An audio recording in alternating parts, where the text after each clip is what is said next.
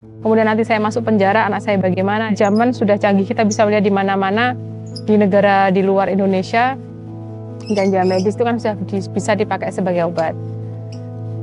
Kalau untuk menyembuhkan Pika dengan keadaan cerebral palsy, secara medis untuk 100% dokter bilang kan nggak bisa sembuh ya Pak. Tapi untuk memperbaiki kondisinya, untuk mengatasi kejangnya, itu ganja medis memang sudah terbukti begitu.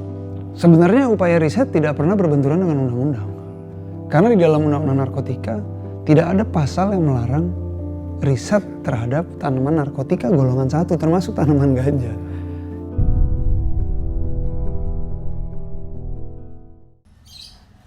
Saya sendiri Santi Warastuti, biasa dipanggil Santi atau kadang Ibu Pika gitu.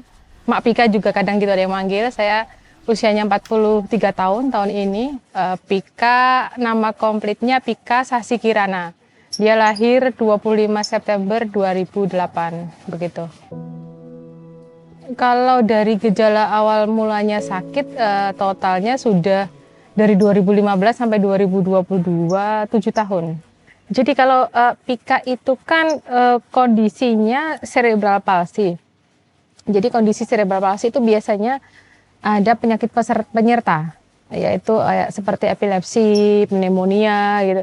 Jadi tergantung tiap keadaan anak berbeda-beda. Kalau Pika yang lebih sering terjadi saat ini adalah kejang. Nah, jadi untuk itulah makanya saya berjuang itu kan untuk mendapatkan ikhtiar kesembuhan untuk kejangnya itu begitu. Jadi kalau misalnya kejangnya muncul, yang pertama saya lakukan adalah saya tidurkan miring ke kanan, jadi biar dia jalan oksigennya tetap bagus begitu. Jadi yang terutama jangan panik, nggak usah panik duluan begitu. Jadi dari awal Pika sakit itu kita udah memang langsung ke medis ya, dan saat itu langsung diberikan obat kejang gitu karena yang muncul kan kejang.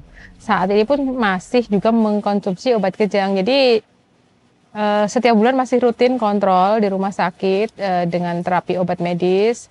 Kemudian terapi fisioterapi, akupuntur, terapi wicara, dan okupasi terapi. Yang kita sebut terapi adalah 2 macam. Jadi kita ada terapi obat yang secara rutin, terapi medis obat medis itu kita lakukan.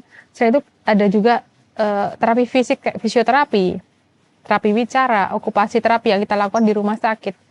Perkembangannya ya belum signifikan ya, karena misalnya anak itu udah kita terapi kemudian bisa tengkurap, muncul kejang, pasti mundur lagi atau stuck gitu. Jadi itulah yang saya concern sekali untuk menghilangkan kejangnya itu, karena kalau misalnya kejangnya bisa bebas, kan kita proses terapinya kan enak Mbak, jadi tetap ada kemajuan gitu loh. Jadi Pika itu Pika itu konsumsi obat kejang ada 3 macam. Dulu pernah dikasih phenobarbital alergi, jadi konsumsi 2 minggu alergi. Alerginya kayak Stephen Johnson syndrome itu, jadi timbul ruam-ruam merah, bibir pecah-pecah, sariawan. Kemudian phenobarbital di stop, diganti carbamazepine. Nah awal bulan kemarin muncul lagi ruam-ruam merah, itu karena dampak konsumsi jangka panjang carbamazepine. Jadi akhir bulan kemarin terakhir saya kontrol itu carbamazepine-nya di stop dulu sama dokter, jadi baru berapa hari ya, belum ada seminggu ini konsumsi 2 obat kejang. Untuk mengatasi kejang belum terlalu berhasil ya, karena sampai saat ini pun kejang masih ada. Jadi bayangkan aja selama 7 tahun, bukan 7 hari ya, 7 tahun minum obat dan belum menyelesaikan masalah itu kan ya suatu hal yang sangat melelahkan begitu. Jadi ya saya mencoba mencari celah lain untuk pengobatan Pika gitu.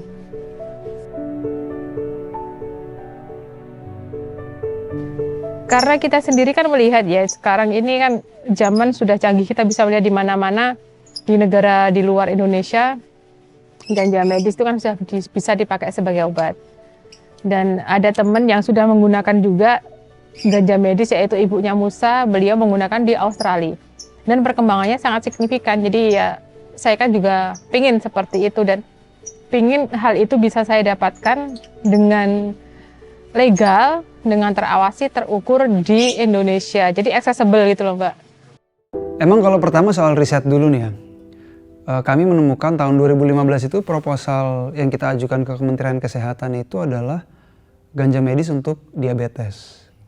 Ya kan, kita sudah beberapa kali beraudiensi dengan Kementerian Kesehatan, tapi kemudian ketika kami mengusulkan Profesor Dr. Haji Musri Musman waktu itu untuk jadi kepala peneliti, tapi berhenti di situ tuh masalah birokrasi di dalam kurasa, jadi nggak keluar lah tim-tim ahli dari kementerian untuk melakukan riset ini. Tapi kemudian kami juga bisa memahami karena memang pada waktu itu 7 tahun lalu ya, isu atau persepsi paradigma masyarakat mengenai ganja medis itu belum terbentuk. Nah, lalu kemudian kita jalan ke jadi problemnya itu adalah yang paling utama ya adalah publik itu tidak mendukung negara untuk melakukan kajian-kajian soal ganja medis. Karena publik itu asosiasinya masih ganja narkotika, ganja berbahaya. Nah itu tuh yang sebenarnya menjadi hambatan paling utama dalam kita mengupayakan riset ganja ini. Enggak, emang itu yang tadi aku bilang ya, political will itu untuk isu ganja ini kan sangat dibutuhkan ya. Jadi ketika political will ini dari Kemenkes ini tidak didukung oleh lembaga-lembaga yang lain, ya kan, memang ini sangat sulit dijalankan. Berbeda situasinya dengan sekarang. Sekarang situasinya sudah berubah 180 derajat. Banyak sekali lembaga-lembaga negara termasuk wakil presiden yang mendukung upaya ganja medis ini terutama untuk dilakukan penelitian gitu kan. Makanya sekarang terlihatnya peluangnya lebih besar untuk bisa jalan ya. Saya nggak menyimpulkan ya, tapi saya melihat perkembangan anak lain menggunakan itu perkembangannya bagus begitu. Seperti mbaknya misalnya lihat orang batuk kok sembuh, kok aku batuk kok gak sembuh-sembuh, pasti kamu makan apa kok sembuh. Nah pasti begitu aja secara logika. Jadi ya seperti itu karena, dan itu kan bukan kapasitas saya untuk membuktikan secara riset, dan nanti kan ada misalnya itu diperbolehkan di Indonesia, nanti kan pasti ada pihak-pihak terkait yang akan membuat kebijakan-kebijakan tertentu untuk regulasinya begitu Mbak. Nah upaya gugatan ke Mahkamah Konstitusi ini kan udah berjalan kurang lebih 2 tahun ya. Sudah melakukan sampai kurang lebih 8 kali persidangan. Sudah menghadirkan berbagai macam ahli, ya kan, dari ahli hukum, termasuk ahli soal ganja medis ini juga dari Thailand dan dari Inggris gitu kan. Tapi memang sekarang keputusannya murni ada di Hakim MK. Nah itulah yang mendasari Ibu Santi kemarin, ya kan, akhirnya sampai turun ke jalan bersama keluarganya untuk mendesak Mahkamah Konstitusi supaya segera ini, gimana caranya segera supaya Pika ini bisa mendapatkan ganja medis gitu. Empati publik udah muncul. Ketika publik memberikan empati kepada Ibu Santi gitu ya kan. Nah di situ saya pikir pemerintah baru sadar gitu bahwa ternyata dukungan terhadap ganja medis ini sangat besar. Dan kita jangan sekali-sekali, dan kita harus mengingat jasa dari Fidelis waktu itu tahun 2017 atau 2018 itu. Fidelis dan almarhumah Mbak Yeni itu istrinya yang pertama kali justru membuka mata masyarakat soal ganja medis ini, makanya sekarang perjalanannya jadi terasa lebih mudah karena ada kejadian waktu itu.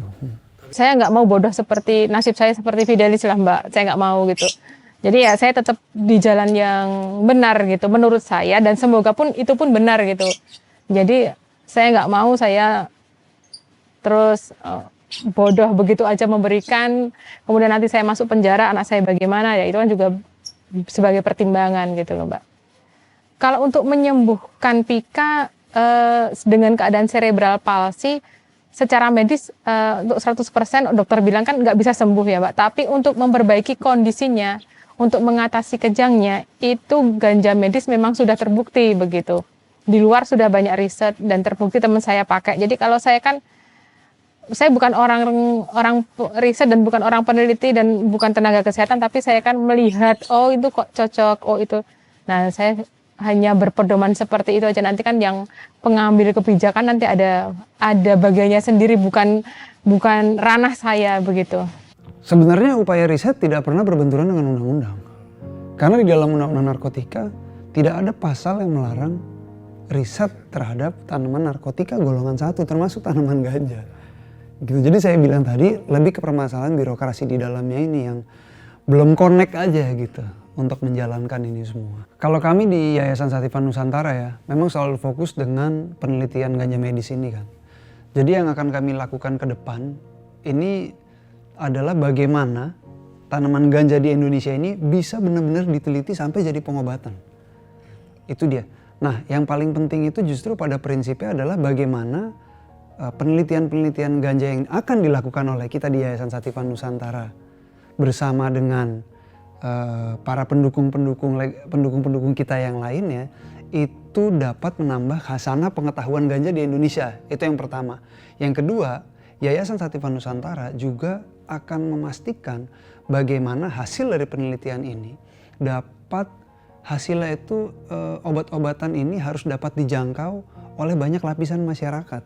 Jangan sampai obat ini menjadi obat yang mahal, obat yang sulit diakses. Kan tujuannya bukan itu, bagaimana anak-anak seperti Pika dan anak-anak cerebral palsy lainnya benar-benar dapat dapat mengakses pengobatan ini dengan harga yang terjangkau dan kualitas yang terbaik. Itu dia yang paling penting.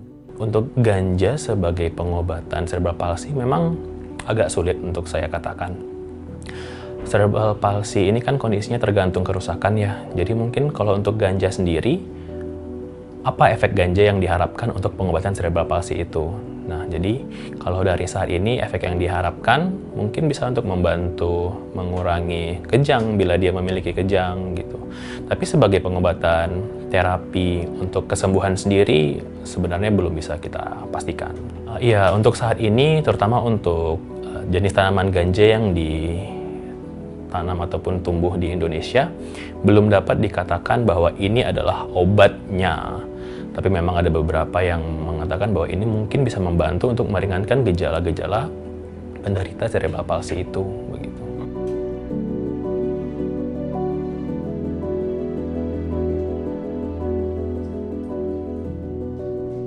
Kalau saat ini masih wait and see ya, karena kita masih menunggu keputusan MK untuk kedepannya, sambil saya tetap memberikan obat medis buat Pika sambil menunggu obat lain yang bisa saya berikan Pika. Tapi saat ini terapi-terapi yang kemarin kita berikan tetap saya lanjutkan, begitu Mbak.